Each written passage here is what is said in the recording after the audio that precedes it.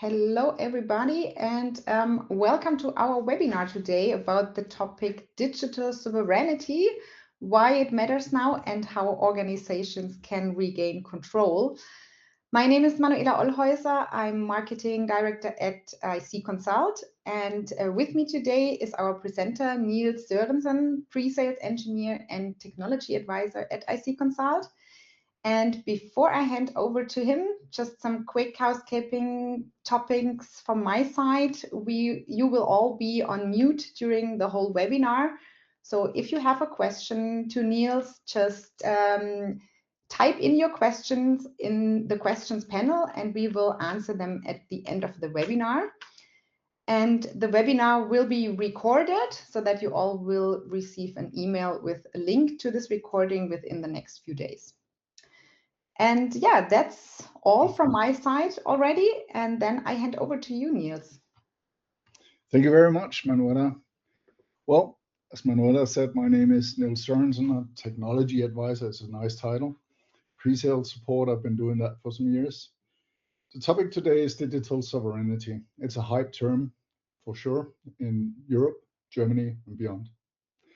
My focus today is for the surrounding of IAM aspects. I'll try to give you an idea about what it's all about and inform about our service layers platform as a possible assistant for migration. After a brief introduction of our company and myself, I'll dig into the term with a focus of how this is already affecting us. Focus will be surrounding Europe, Canada, and the challenges that we see here. Show some examples and try to perspectivate how this could lead to look at your IAM solution and maybe have a broadened view for this challenge. I'll end up with showing how IC Consult actually have a product that may assist in this, service layers, a solution that our managed service have been offering for the last 8 years. Finally, I'll do my best to answer whatever question you come up with during the session. And as Manuela said, just write them in the question box and we'll look at it after the presentation. So let's get started. A brief introduction of IC Consult. It was founded 25 years ago. We are the largest European-based consultancy with the sole focus on identity and access management.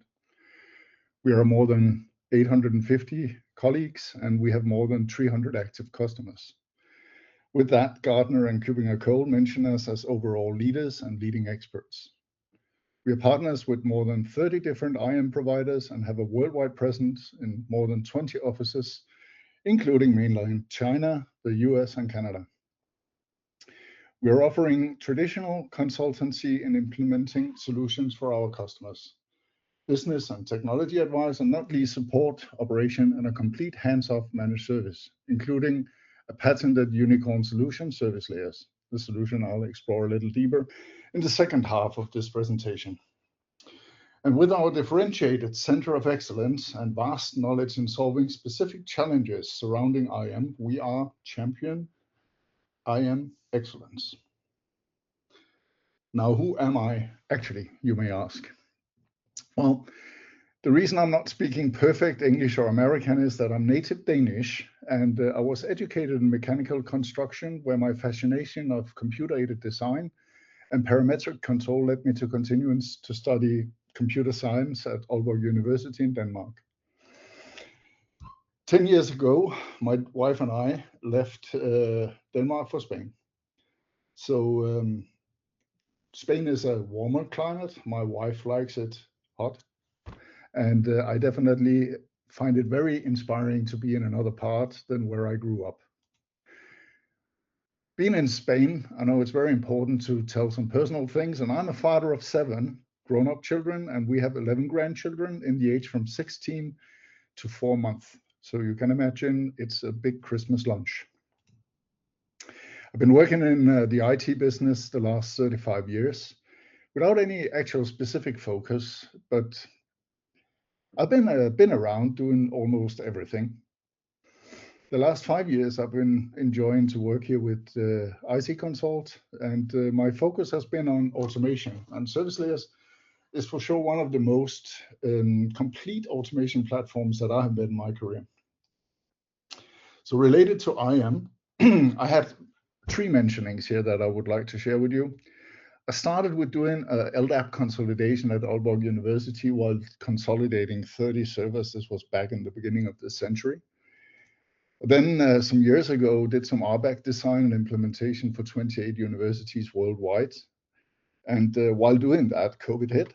So we actually had to switch focus and ensure that 85 students were able to use virtual platforms to complete their studies, which we succeeded in.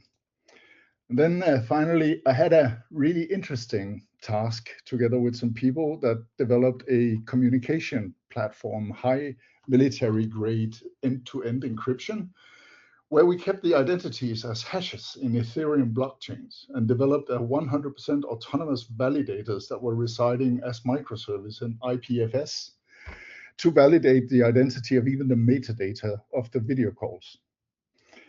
And then finally, my wife and I have become more accustomed to a nomadic lifestyle. So we call it follow the sun in our second home, the Columbus. So we are able to work from everywhere. Enough about me. Let's get to the topic. What does digital sovereignty then actually means? Well, it's split into two words. Digital, we all know that, ones and zeros, and sovereignty. As I said, I'm Danish from Denmark, the oldest kingdom in the world, including the island Greenland, that you may know, is a bit of a challenge these days. It's being challenged by an ally. So it's not like the Ukraine, so it's without the war, but still a challenge. It's safe to say that the term zero trust have a different meaning to my people recently. And if you relate this sovereignty challenge to the digital world, you have the hype term digital sovereignty. What does it actually mean? Well, this is the definition from the German Wikipedia, saying that the possibility to use and shape information technology in a self-determined manner. And the next section in the Wikipedia specifies that this gives some possibilities for actions from administration and business. If we look a little bit global on the situation, the digital world that I'm addressing may roughly be parted into three areas. China is a general traditional hardware producer. We all know that, good or bad, it is. And most software and cloud technology origin in the USA. In this context, Europe, Japan, and Canada is mostly in my objective. So even though there is a large world, we can define that Europe, Canada, and Japan are consumers of IM technology. If we look at the elements on a more technical level, I would like to look at the four elements here, so briefly. We have the CPUs and the servers that concludes the hardware position. We have the software, which is a really big part of the scope, but not really what I'm looking at here. It's operating systems, the hypervisors, Office packages, World of Warcraft, and whatever software we have here. And we have the platform, and now it becomes relevant because here we're talking about the cloud services that are available for IAM, including the SaaS or Identity as a Service. This is relevant. Here we'll find the big three, Azure, AWS, and Google, but also several interesting, less known providers like Hetzner, Stackit, OVH, and many others. The main focus is definitely in the IAM area. As I see Consult purely works in the segment, it is the main focus of also what this seminar is all about. Now, if we mix all of these together, we get data. When we read about digital sovereignty, we are often told that this always relates to where the data is kept. My argument is that data is more than just the stored ones and zeros somewhere, but it also involves all of the four above elements. So when my wife asks what IAM actually is, I often use the analogy of having a border control to describe the AM and a company access card to explain to my wife what IGA is, roughly speaking, of course. To me, digital sovereignty is not only about the data, but also the control of the access to data. If you can't control the access, if you can't get into it, it doesn't really matter where it's stored or how it's stored. Now, why is all of this a thing? Well, we see it every day in the media, this year more than ever. Everybody is worried about our precious data, and we are concerned about the ties that are made. This is not a new phenomenon. I vividly remember the noise around the banned Chinese routers for infrastructure back home in Scandinavia some years ago. And in 2026, this extended to worry all of Europe, it seems. But some ask, are there even any alternatives to this? Ericsson worried that the use of US software only and cloud could be a concern. Canada actually developed a framework for introducing this to the government and institutions to follow. Japan may be far, far ahead. I don't know so much about that, but it seems like they care a lot and that they got it pretty good under control.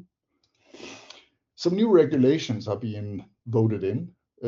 Back in January, 77% voted for that we should do something. So the concern is definitely real. We see a paradigm shift since the last US presidency and a concern about the digital sovereignty. At the KubeCon in March, it was the main topic. The access to the Open Sovereign Cloud Day was sold out almost day one. And if the US government pushed the kill switch and stopped deliveries of IT services, there is no plan B in place yet, one of the main speakers concluded. There are alternatives to the US software, of course, and back in the northern part of Germany, they already started looking at that and actually implemented it. The concern in Germany started way back in 2011. Munich actually tried to switch everything to open source in 2013, but they reversed to Microsoft some years later. In Schleswig-Holstein, the majority of the government workstation were migrated to Microsoft, from Microsoft, sorry, in 2024. And the year after, no mails were served from US-based software. Back in my old home turf, things also set on fast forward. Surely this Greenland situation increased the motivation for changes. So already back in 2018, there were plans for migrating the government issues from Microsoft. It was started. It has been defined to be finished in two phases. So roughly half of the ministries are being migrated more or less as we speak, and the rest will follow in the rest of the year. They expect to have all government running 100% open source end of year 2026. That is this year. However, didn't find any final decision on which EU-based cloud solution that we should rely on back home in Denmark. A few days ago, France announced that they also want to leave the US software. In January, they announced that 2.5 million civil servants will stop using video conferencing tools from the US providers Zoom, Microsoft Teams, WebEx, and GoToMeeting that we're sitting on by 2027. Instead, the government is going to roll out Visio, a French-built open-source video conferencing platform. The name reminds me of some diagram tool that from Microsoft I was using back in the days from mechanical construction. Again, this is not new. These plans already started 25 years ago in 2001. But maybe Dynam have the direction interminable. I'll not try that in French. Maybe they have more success now to look at it, since the geopolitical regime definitely changed towards this break. Canada, they are following the same path. As said, they already set out a framework to follow. And I personally participated in a presentation actually for some healthcare system in Canada. And my colleague Tim spent 2 full days defending another solution. Awareness is very real and very powerful in Canada as well. Canadian information is handled under Canadian laws. No rules are set in any other countries. If global rules change or international systems go down, Canada wants to remain in control and keep the services running. Those statements were issued by the government of Canada. Actually, I remember the BlackBerry from when I was younger. I never got one in my hand, but I had a Palm Pilot instead. This Canadian cell phone seems to be revived, it's called in English, sorry, and put into government level use. I still have my Spanish BQ telephone in a drawer. Unfortunately, it's only running 3D, and probably a new battery will be a challenge to find, but it's there.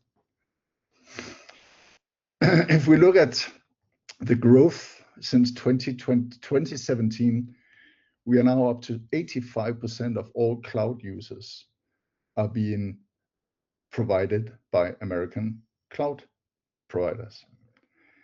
They are all subject to breach if some of the American laws are invoked.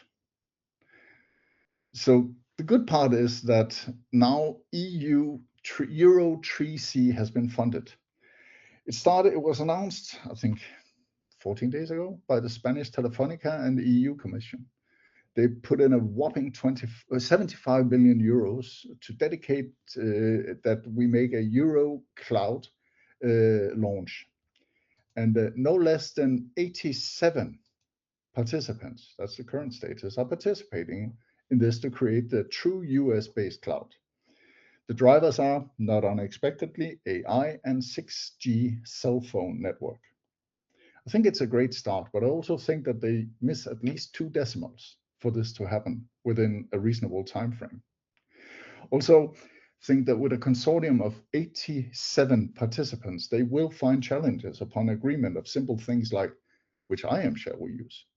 I vaguely remember something about an apocalypse of the 2 elephants that were introduced in Tannenbaum in 1996, the OSI model versus TCP/IP, but at least it proves that there is a need and there is a will to try to look at this. And also it's a good alternative to what you could call a marketing hype surrounding this term, digital sovereignty. Well, I'm not a lawyer, but I feel assured that the Cloud Act and other US regulation may still apply, even though Microsoft, AWS, and Google try to assure us that they have solved this. The next month will surely shed more light on this development. Why? Because as you can see here, the Cloud Act is in the Cloud Act. It's not enough to set up an EU-owned company and hire EU citizens to operate it. The Cloud Act is rather specific on that matter, as we see here. It states that it applies outside the US. It requires US-based companies to collect and publish data to the US government, regardless where they are collected. We may encrypt the living daylight out of data content, but metadata like IP addresses, they will still be exposed, indicating who talks to who and when. Also, the Cloud Act, the Communication Act of 1934, the IPA, the National Emergency Act, and several other US laws ensures that the US government may prosecute US companies that do not stop serving to non-US on demand of state government, as we will see soon.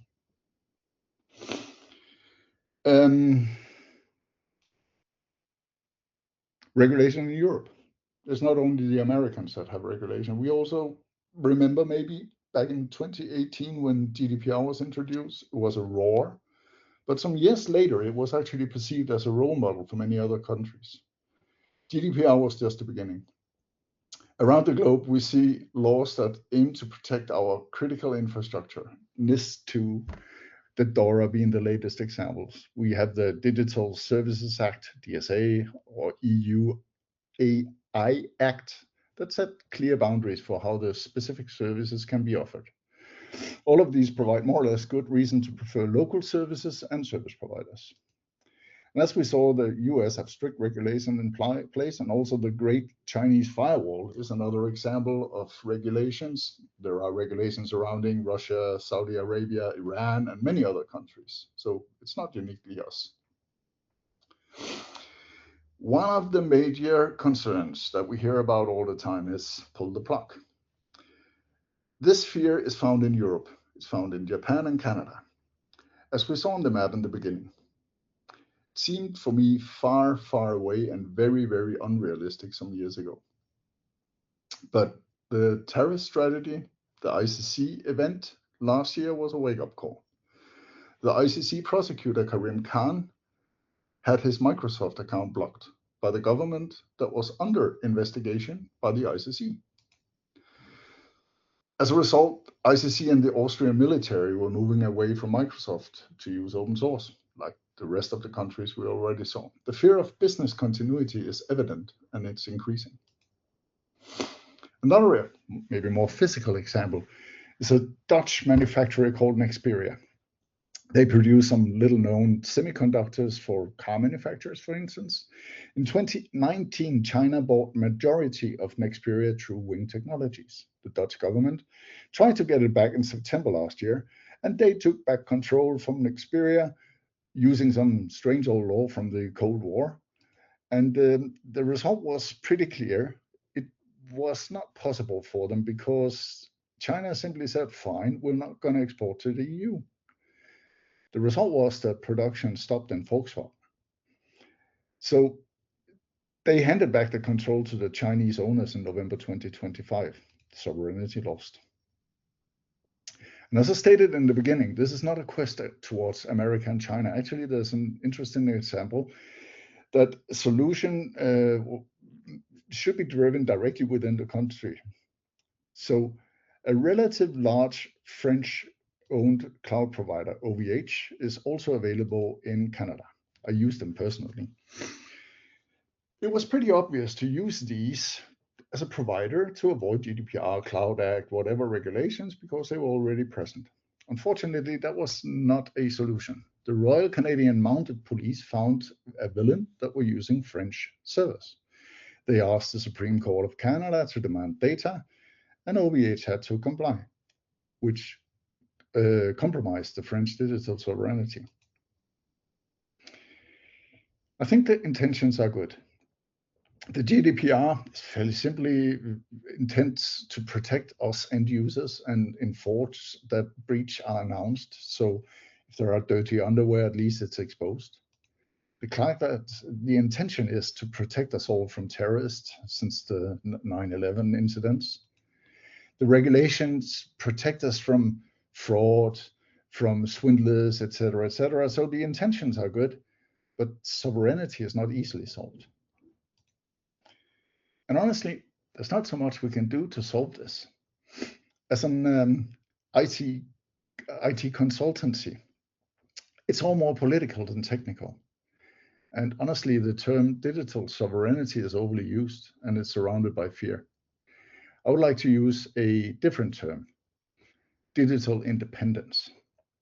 We don't want to be dependent on just one solution when it comes to critical assets, infrastructure, identity, access management. Many other reasons. Some are soft, just the feeling of a cultural fit. Many clients don't like to be less important than, for instance, the US market.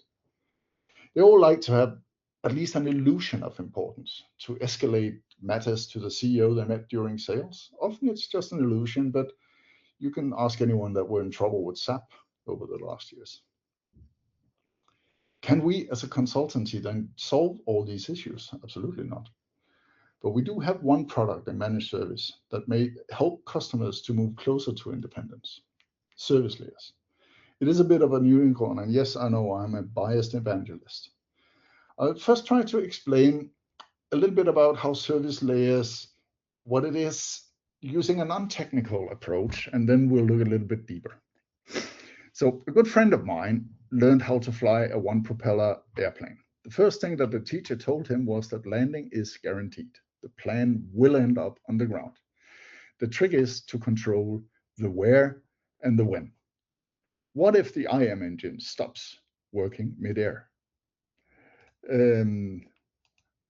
Is the plane ready for the location to land? Are there servers available to be booted up? Are there anything available in the EU cloud that you can move to? How are you going to do this landing?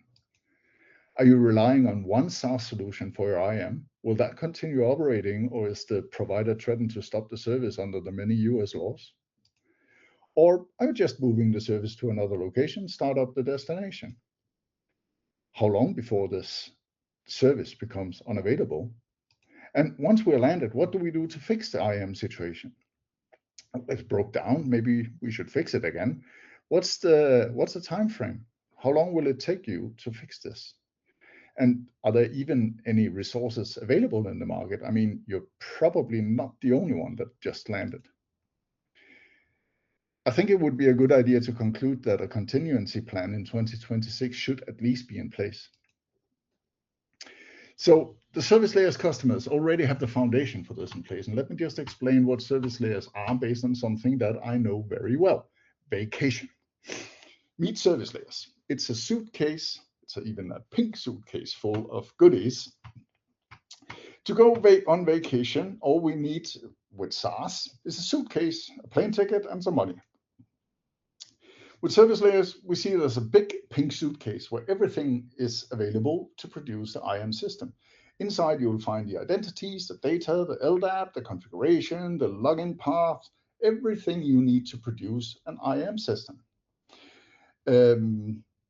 So instead of the SaaS solution, all inclusive, we would like to be a little more explorers and go camping.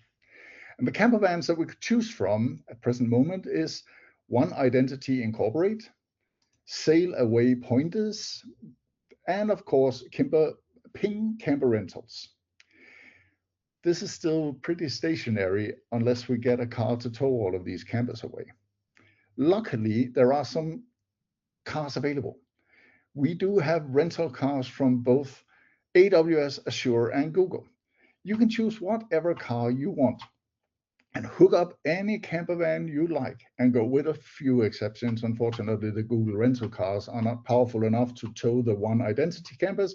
But besides that, you got full digital independence. So what if you decide that you don't want to pay for a rental car? Well, pull out good old trusty on-prem from the garage. He may come to the rescue again. Mix, exchange, move the suitcase as you wish. You can even invite a friend and have both AM and IGA in one solution. When we developed service layers in 2018, the aim was somehow to try to help cloudify some of the IAM services that were still on-prem.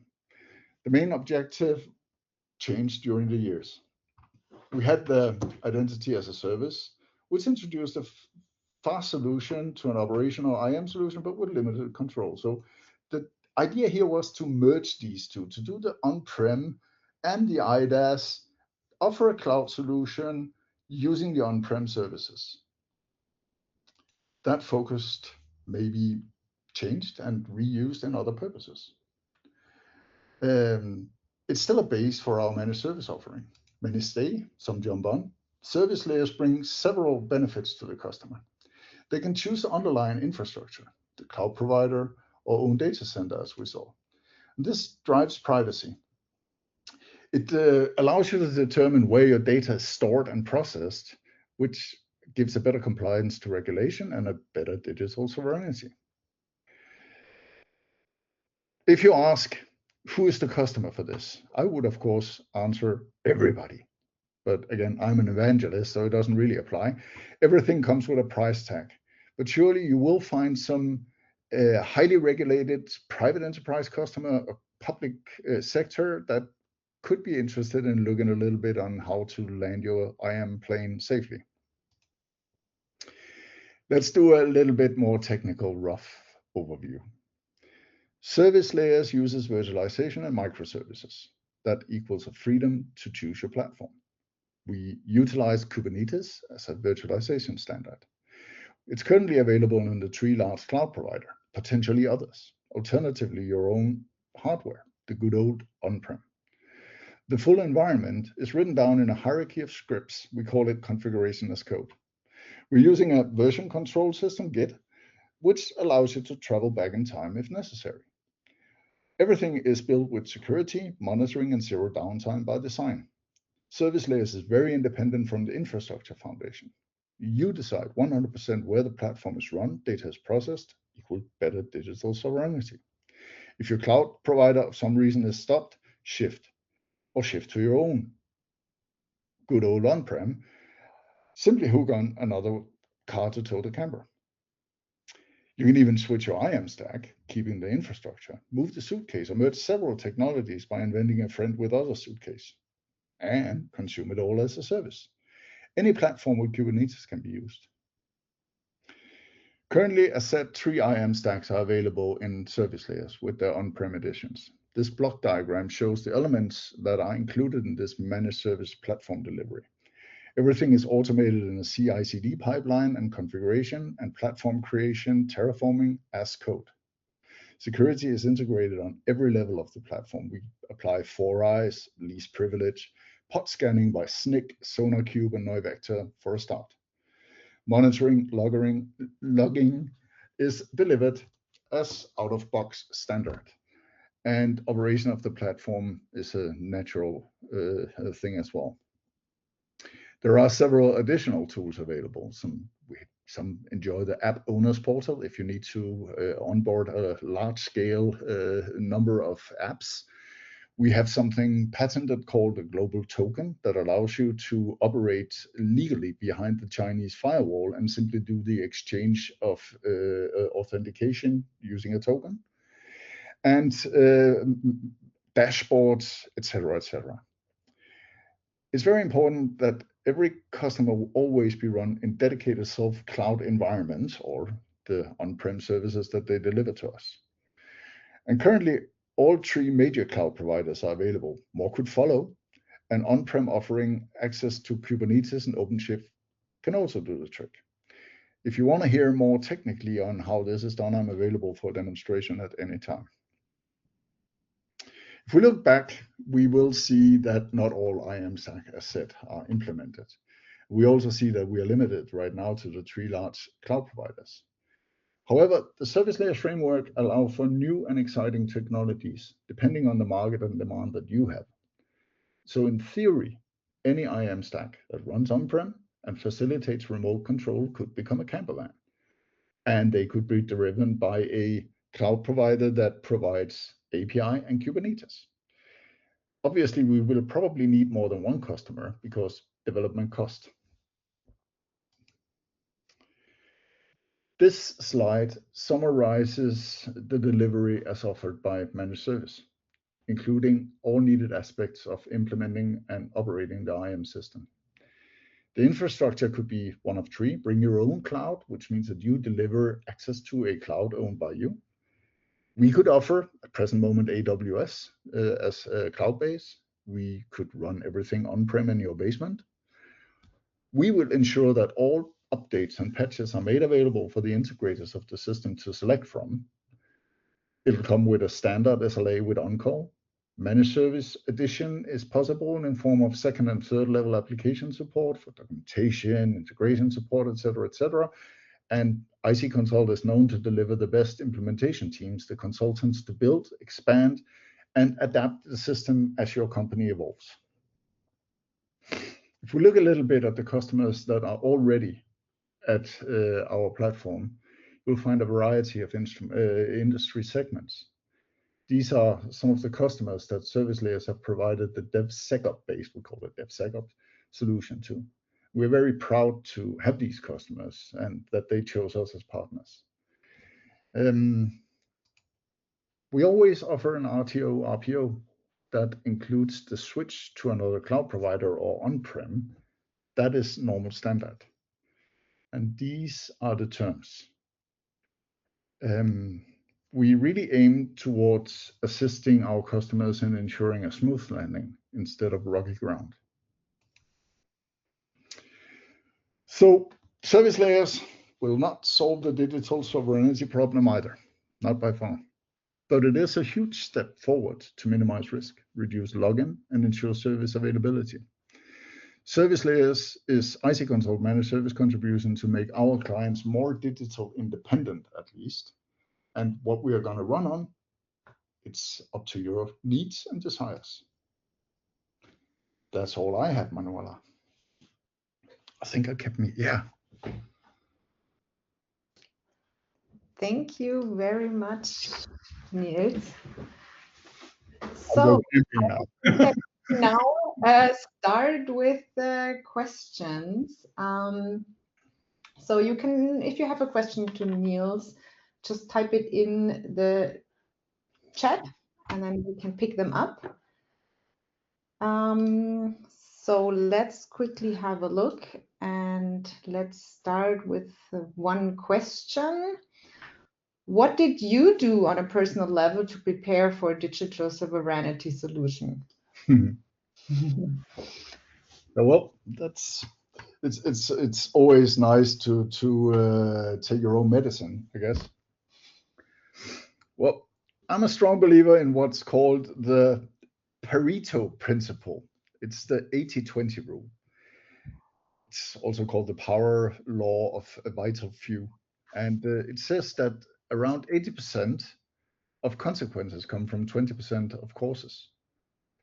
So I looked a little bit at our family's use of EU services, and especially the look on the non-EU services. And I found that what I have is a long list. I have some servers that I use for various purposes. They already reside in OVH in France, so through Kim Sophie, I'm pretty happy with that. We're using some TV streaming service, Netflix, HBO Max, Viasat, and some Danish TV providers. Well, Netflix and HBO Max were not so easy to replace, and my family honestly were not that keen on just living without it. I had some domains, some mail, some data, photos, cell phones, laptops, what everything that we all have. And I found that a solution for me could be Proton Mail. Proton Mail is a solution that I already knew from this Fort Knox days. It started back in 2014, and I think it was a Swiss university that started it. And I remember it already existed when I entered the Fort Knox world. And to me today, it serves my mail domains. It serves some data. I think I have 2 terabyte available data there for the family. It's a password manager. So I managed to replace my American-based password manager. Two-factor authentication is handled there. VPN. It supplies the. I have some private VPN servers already running, and we have one for the company. And there's a chat engine called Lumo as well. It's not fantastic, but it's there. I had no big issues migrating my part. The data went fairly easy. The mail went smooth. However, when my wife's pictures were to be migrated, now she is really, really good at taking pictures. As you saw, we are traveling around the world in the camper van, and she takes a lot of pictures. Actually, last year she took 28,000 pictures. Proton Mail couldn't handle that. She has 100,000 images that needed to be ported. The first thing that I realized is that even though that I have been a loyal customer with Google, well, for the last 20 years, I really liked it. I liked the integration of single sign-on and having my ability to search in my pictures, etc., etc. We lost a lot of that, but maybe it's a trade-off with. And one thing that we realized is that when we exported the images, all the metadata were delivered in a JSON file next to it. Now, luckily, there were some tools online on Git that I were able to find and make them become dated correctly. Unfortunately, I haven't found a solution for the videos yet. So it's not that simple. Netflix, well, it's gonna stay there. It's probably the 20%, and I'm not gonna be able to get rid of right now. Amazon, well, it's the choice of delivery in Spain. At least I dropped my Prime subscription, and I'm trying to share my load a little bit easy. Surely it's not easy, and it proves to me that these ties that we have is pretty hard. You could try yourself and see what does it actually take to come to a European-based platform on everything. I couldn't, but at least 80% is better than nothing. Thank you. And could you mention some examples of cloud providers and IAM systems that could be implemented? Yeah, you sure can. Well, it's always dangerous, right? So I actually made some nice list. I asked my AI to generate me some schemes with some European cloud providers. I noted it down here. So generate a list of digital sovereign EU cloud providers that offers Kubernetes and API controlled access, apply owner country, and output as a table. It came up with 12 prospects. It included companies like OVH, Hetzner, Stackit, Scaleway, as I expected, and a lot of others to look into. Then I repeated it for Canada. It came up with 5. And for some reason, OVH were missing. We just saw earlier probably why it was missing. Again, I think lawyers should definitely help validate what is reasonable to cross country if we are talking about these things. And also, I did the same. Let me just see. I have a note here somewhere. Yeah, I also asked about IAM solution. List European-based commercial or open source identity and management software that are capable of running Dockerized and featuring extraction of configuration output as table. It produced an interesting list. Some of these are mixed EU US ownerships, some of the best ones maybe, something like WSO2 and Keycloak, etc. But there were some interesting ones: Shibboleth, Tenfold, Midpoint, and some commercial ones: Tails, Eviden, Omeda, Daneset, that, etc., etc. And when it comes to IAM products, I think it's safer to explore options. But really, I think that the most important thing when it comes to IAM is that when you look at your needs, then let's try to find some candidates and let's try to do some due diligence on what's actually needed and what's possible. And I just remember when one identity manager were introduced into service layers, it was a completely different beast. Now it ran Windows. Everything is Windows based. The databases is Microsoft SQL databases. And my crew were like open source guys using Linux, and it was quite challenging.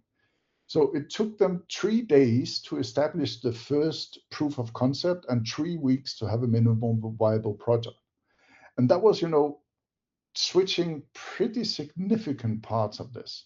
Obviously, it took some months before we had a stable deliverable product, but as you see, we were able to do that. I feel very, very confident that with the team that we have of developers and service layers, that we will be able to integrate more or less whatever is possible and that you would like to have. We just need some customers for it. Great, thank you. So at the moment, there are no more questions. Okay. I would say if you have further questions after the webinar, just contact us. And yeah, with that said, I think I forgot to show the contact slide. There it is. yeah, exactly. Yeah. Perfect. So yeah, thank you all for your interest and time today. And many thanks also to you, Niels, for the insightful session. And yeah, I will share the recording with you in the next few days via email. And yeah, that's it from our side. Then I just can say I wish you all a nice rest of the day, and we will see us in another webinar, hopefully. So thank you. Thank you very much. Bye-bye. Bye.